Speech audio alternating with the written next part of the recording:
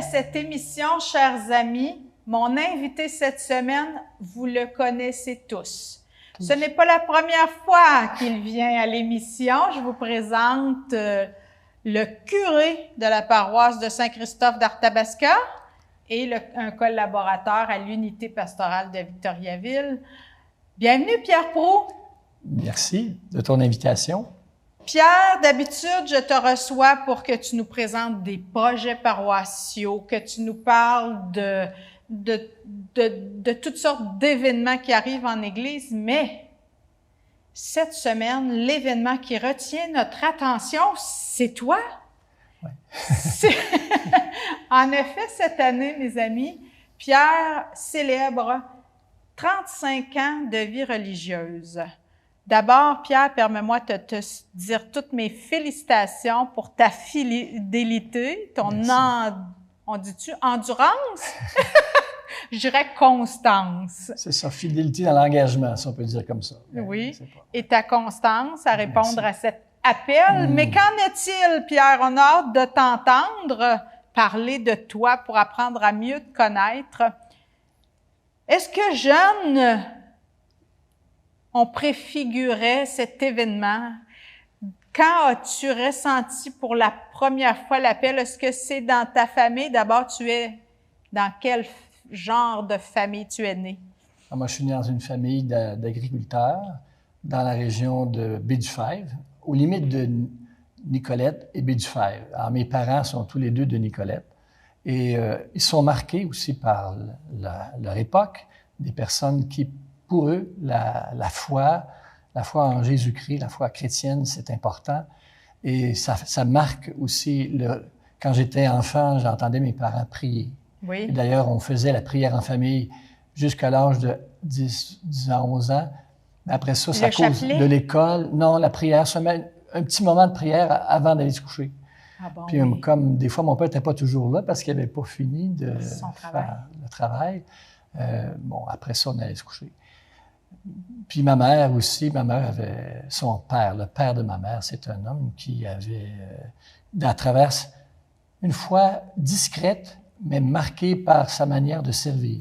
Puis aussi, il y avait sa patience, sa bonté, son esprit de service. En tout cas, moi, ça m'a toujours marqué. J'avais 15 ans quand il est décédé, mon grand-père Lampron, mais son exemple m'a touché. Mais à ce moment-là, je ne pensais pas devenir prêtre. Il n'y avait pas d'indice dans ta vie que tu allais devenir prêtre. Mais tu avais des frères, des sœurs? Oui, on est 7 enfants chez nous. Ouais, mon père. 7. Tu es quel rang Puis moi, dans la famille? je suis le troisième plus vieux. Il y a 2 filles, moi, une autre fille, ma sœur Claire, puis après ça, mes 3 frères. Ouais. Alors, ton enfance se déroule assez sereinement. Comment c'était... Mon enfance se déroule dans un esprit surtout les préoccupations dans l'agriculture. De ferme, hein? Puis moi, j'étais pas vieux quand mon père a dû arrêter la production agricole parce qu'il a fait une dépression suite à la maladie qu'il y avait dans les troupeaux de vaches laitières à ce moment-là. Ça s'appelait la brucellose dans les années 60. Puis mon père a perdu 3 petits troupeaux. Il y avait une vingtaine de vaches à ce moment-là. C'était pas gros. Mais ça commençait le transfert. Oui, c'est ça. Puis là, mon père, après ça, il est devenu journalier. Ouais. C'était vital quand Et même. On a toujours demeuré en campagne, mais on était des moyens réduits.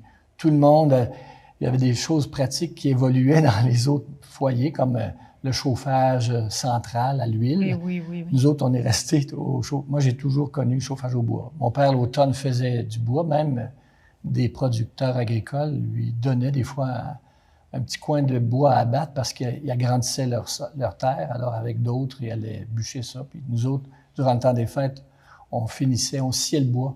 Ouais, pour la réserve de l'hiver. C'est ça pour l'année suivante. Ouais. Alors, tu as étudié à l'école primaire, tu as fait... J'ai étudié à l'école Paradis, qui pour enfants à Baie-du-Fèvre. C'est l'école Paradis, ça doit être en l'honneur d'un frère des écoles chrétiennes, je pense, ce nom-là.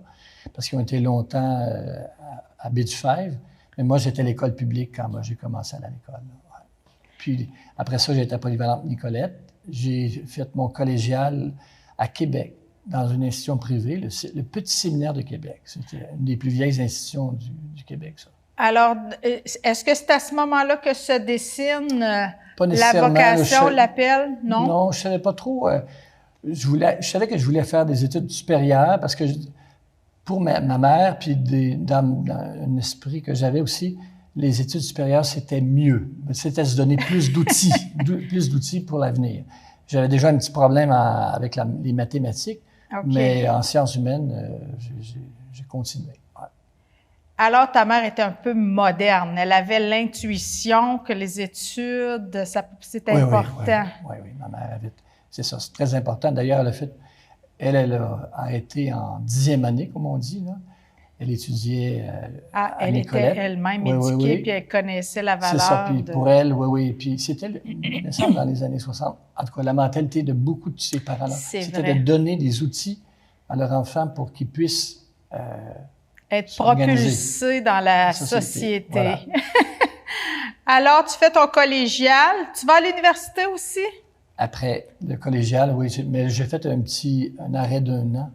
J'ai repris des cours que j'avais...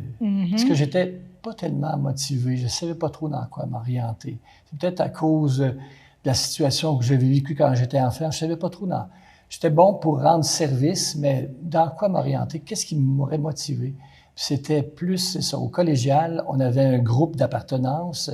On aimait ça réfléchir sur différents sujets entre les heures de cours. Des fois, une ou deux fois par semaine, on avait en pastoral au Petit Séminaire de Québec. Oui. Claude Jobin, qui était l'animateur, avait formé un groupe. Puis la majorité des étudiants qui faisaient partie de ça, c'était des étudiants en sciences santé. Je dirais leur goût d'avancer dans les études, puis aussi ils sont devenus médecins après. Là. Mais on a continué ce groupe-là pendant 10 ans. Puis même des fois, on se revoit à l'occasion. Puis notre groupe, c'était vraiment axé sur la foi, le partage aussi autour de la parole, puis de l'Eucharistie, et partager aussi. Quand on se réunissait, on gardait toujours un peu de temps pour soutenir une cause, même financièrement. Bon, ça, c'était simple, mais quand même.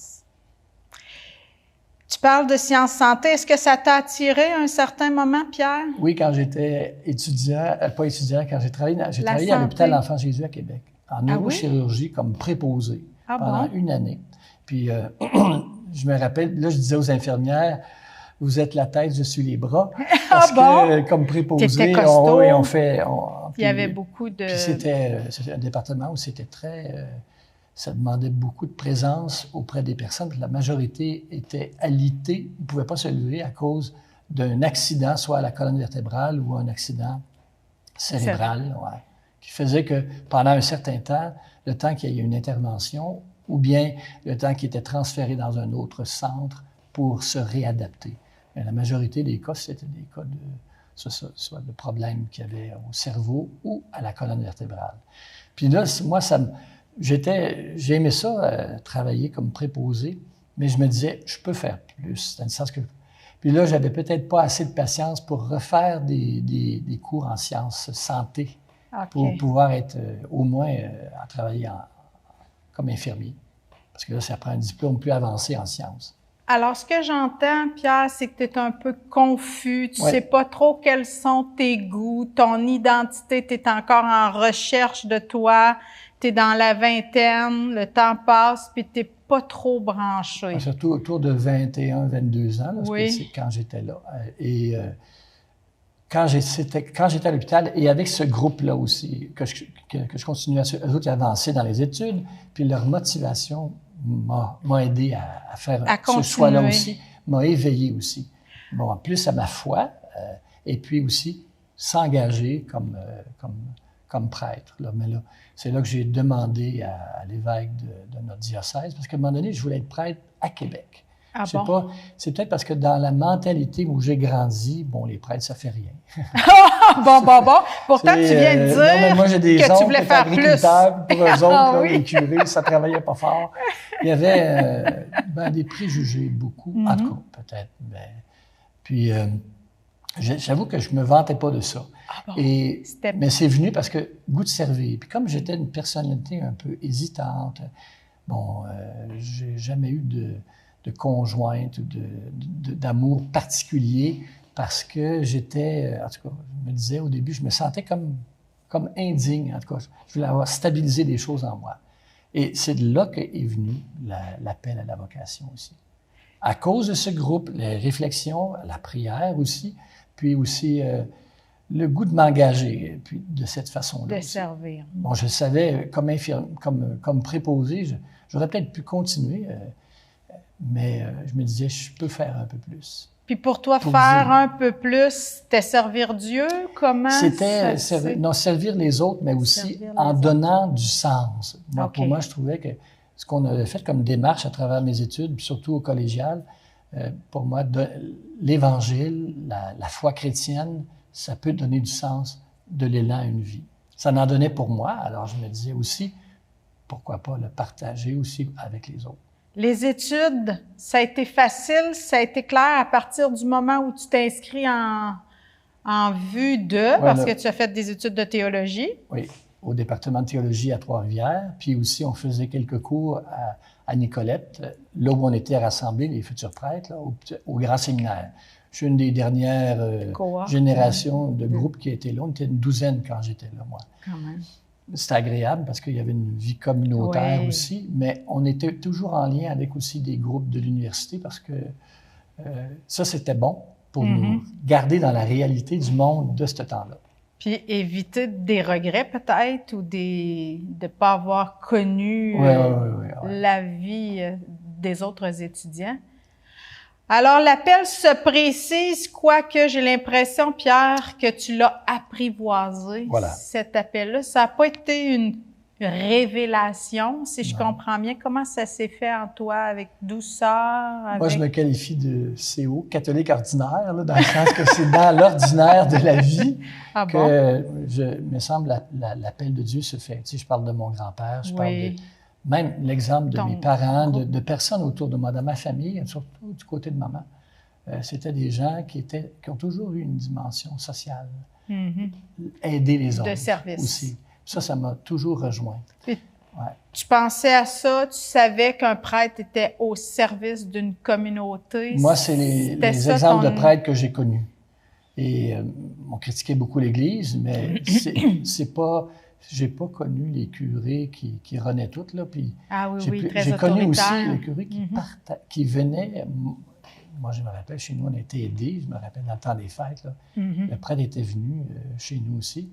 Et puis, quand j'étais enfant aussi, Monseigneur Roy, qui était curé à l'abbé, un ancien professeur de l'école d'agriculture, encore là, il venait chez nous, puis il avait dit à ma mère, en tout cas, il insistait pour pas que vous manquiez de rien. Oui, il ne voulait pas. C'est ça, Puis il y avait cette attention-là, en tout cas, aux familles pauvres.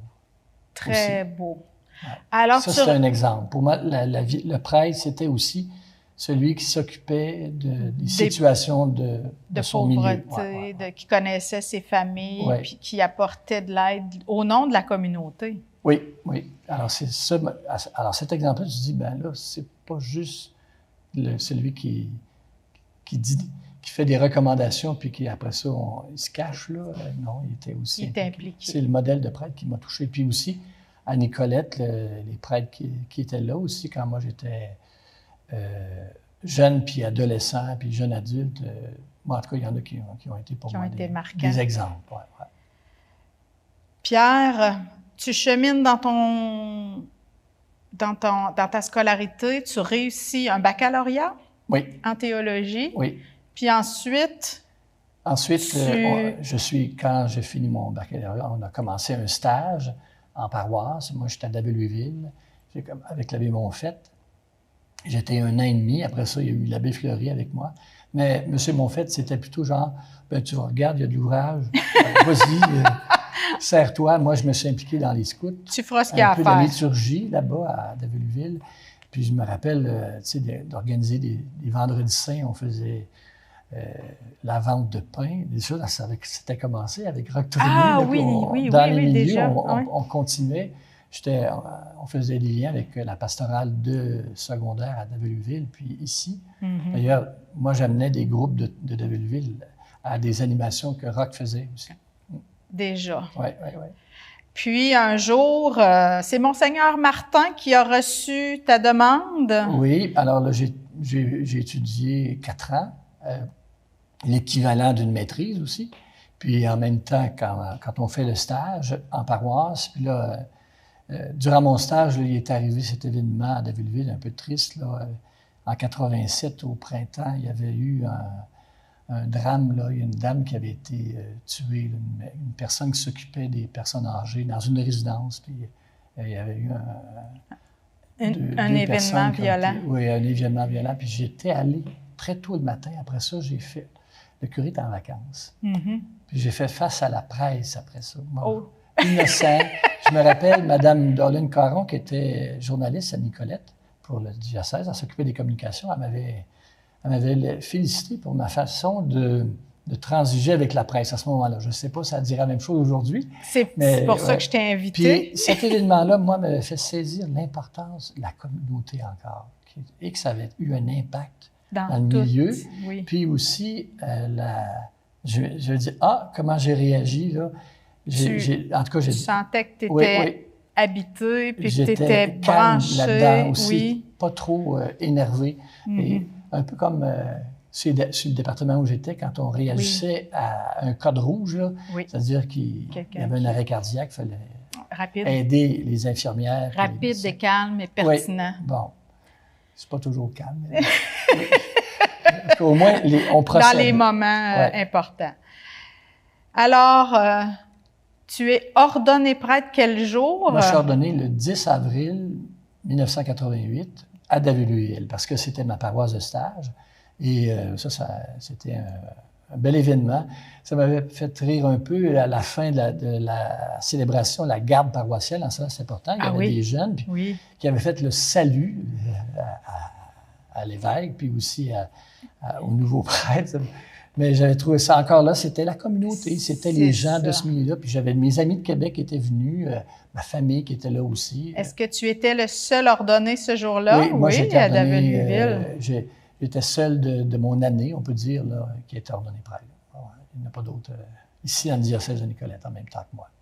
Et qu'est-ce que c'est le jeune prêtre tout flambant neuf qui célèbre pour la première fois l'Eucharistie? Alors là, ça s'est fait d'une drôle de façon parce que quand j'ai été ordonné, le lendemain, le curé partait en vacances pour un mois.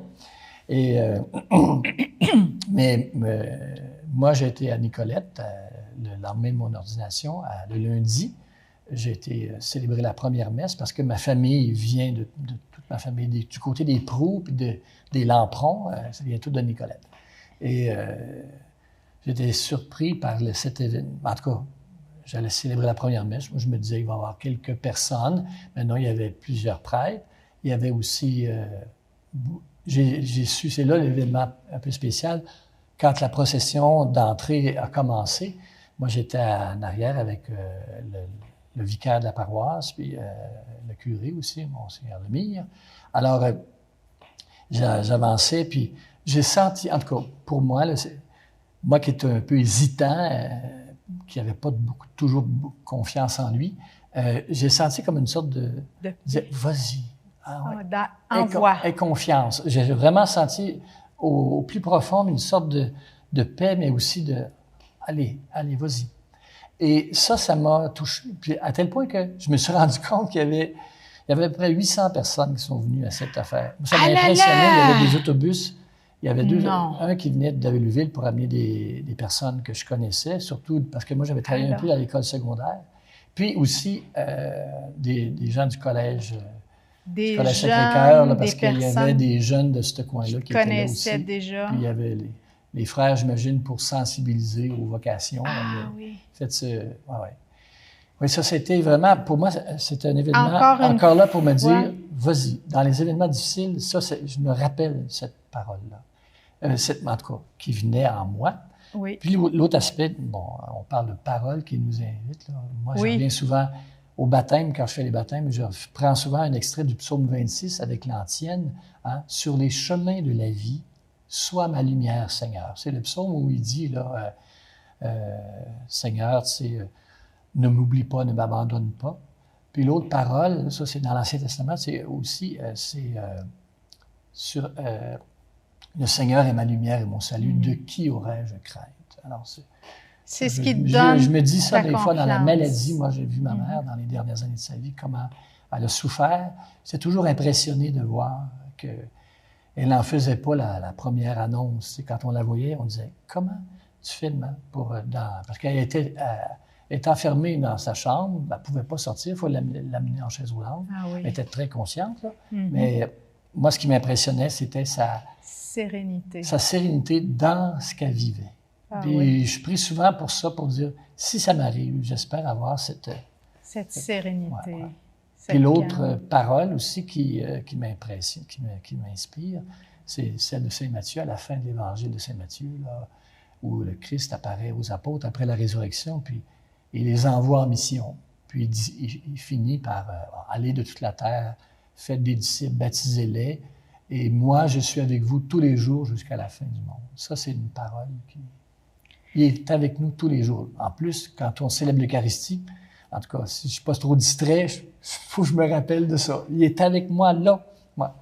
C'est très beau. Ouais. C'est drôle, Pierre, quand je t'écoute, j'entends comme l'importance de la communauté.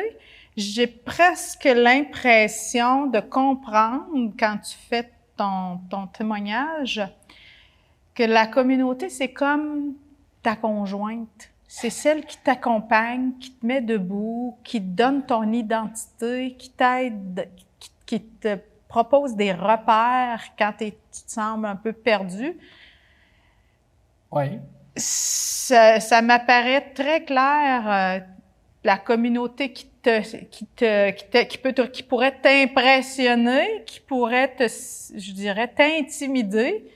La première célébration que tu as eue devient celle qui te motive, puis t'amène une grâce spéciale d'abandon, de confiance de la part de l'Esprit.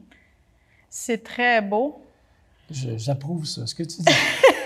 Dans le sens que moi, j'appuierais ça. Puis dernièrement, quand j'ai juste accepté, c'est Hugo Barry avec toute une équipe qui ont organisé le 35e à Saint-Paul pour présenter l'évêque à la communauté, le nouvel évêque qui vient d'arriver, mais aussi pour célébrer ses 35 ans. Oui. Moi, au départ, je ne tenais pas à faire ça, mais je me dis encore là, c'est un événement qui touche aussi la communauté. J'avoue, et dans le mot de remerciement, je n'ai peut-être pas assez dit merci à ceux qui l'ont organisé, qui se sont rassemblés pour célébrer. Je en profite pour dire ça. J'ai dit ça, c'est clair encore pour moi.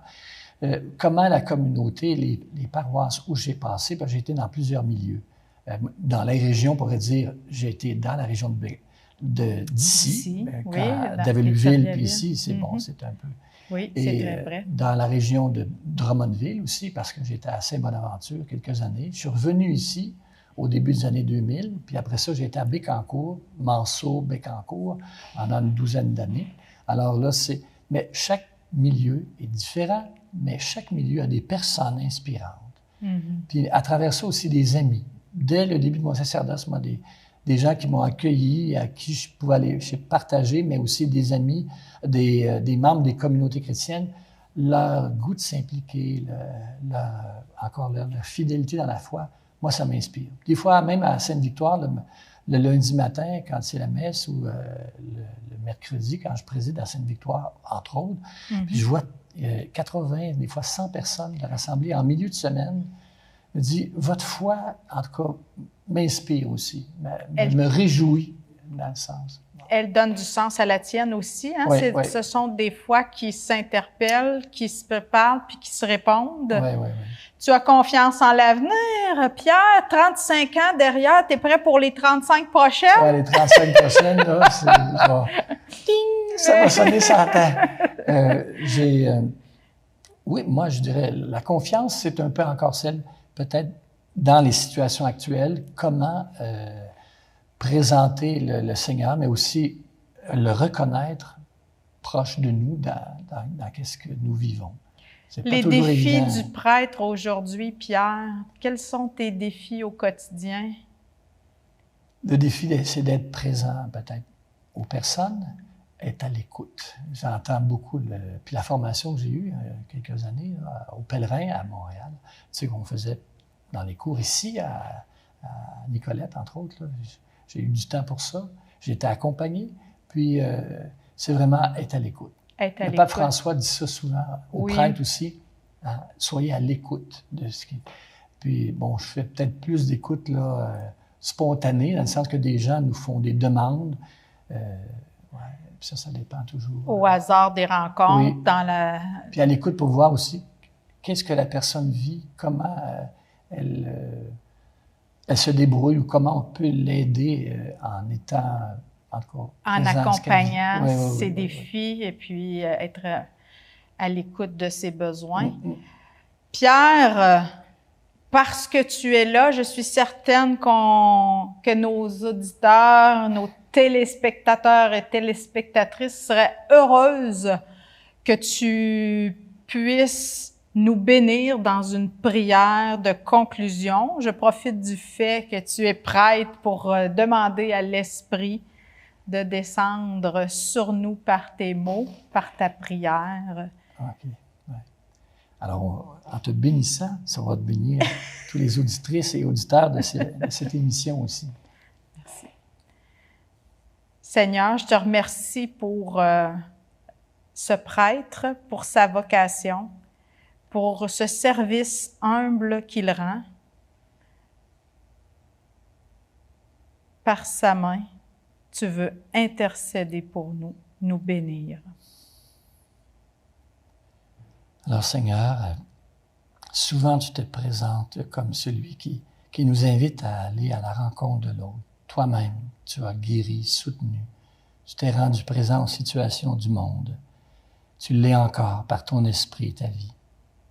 Je te rends grâce pour ta présence qui s'annonce souvent à travers les personnes que je rencontre, qui portent attention aussi à ton amour, à ta vie, en le servant aux autres. Alors, bénis Seigneur ces personnes qui prennent du temps d'être à l'écoute de ton amour et de ta vie, au nom du Père, du Fils et du Saint-Esprit. Amen. Merci Pierre pour ce rendez-vous. À la prochaine.